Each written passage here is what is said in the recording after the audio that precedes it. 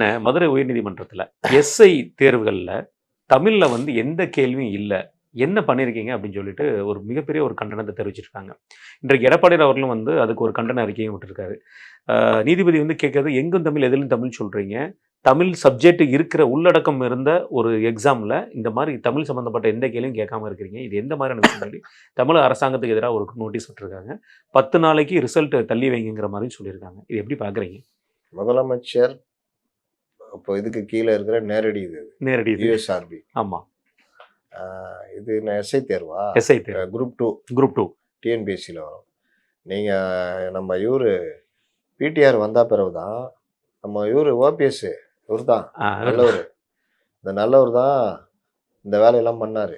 யார் வேணால் எழுதலாம். வடநாட்டுக்காரன் ஃபுல்லாக வந்து இறங்கிட்டான். அதுக்கப்புறம் இந்த பிடிஆர்லாம் வந்த பிறகு தான் தமிழ் பிரதானம்னு கொண்டு வந்தாங்க. அதுக்குள்ள செய்யுள், இலக்கியம், English to Tamil, Tamil to English translation, இந்த மாதிரிலாம். அதனால இப்போ நம்மளையே இங்கிலீஷ் மீடியம் படித்தவன் தமிழ் ரொம்ப நேர்வழி தமிழ் இல்லாதவங்க கூட உள்ளே போக முடியல. அந்த அளவுக்கு டைட் பண்ணிட்டாங்க. இவங்க ஐயோ தமிழன் நான் தமிழன்.